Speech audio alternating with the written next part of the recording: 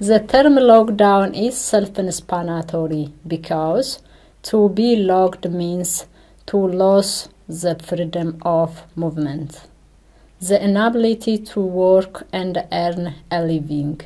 Being restricted or being confined limits people's ability to go to church, to visit family members, to go out and enjoy outdoors, to go to bars, to exercise, to shop or dine out and relax with friends and family members.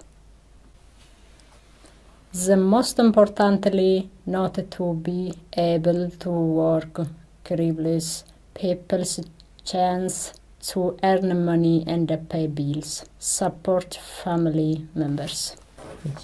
The first time the lockdown started, I thought the restriction will be removed in a few days, but the fact that it lingered for a very long time surprised me the most. In fact, now I feel that the lockdown will stay with us for a long time. Also, I don't see any benefit of the lockdown.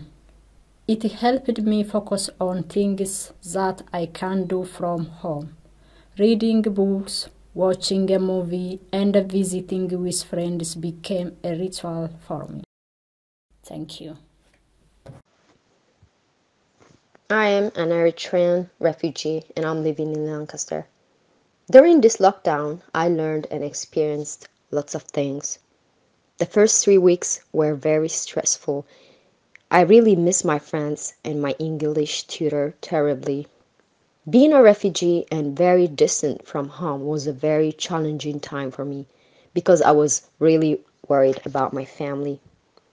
I was also very worried for the long-term effects that this virus could have.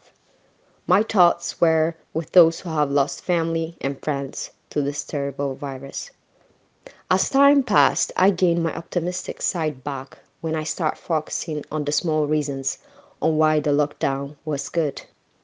I tried to remain positive for 2 months, but I still felt very lonely, frustrated, and I was getting distracted easily.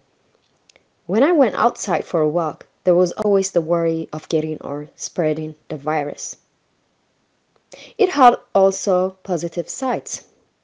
This lockdown taught me to always be grateful and thankful for what I have and live for the day.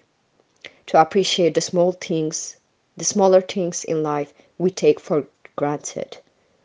One important thing I learned was the presence of human is the meaning of life. Human serving others, helping and supporting each other. That's what we are here for. I've learned on how to deal with uncomfortable thoughts and feelings in new ways during hard situations. The best and main part was that this lockdown taught me that the core values of life are kindness, generosity, loyalty, social connection, and community. I have an asylum seeker. I migrated to the UK 5 months ago. Do you have any thought on migration? You might imagine a group of ducks flying happily due south. A beautiful picture, but not a true one. I will try to give you a more realistic image of migration.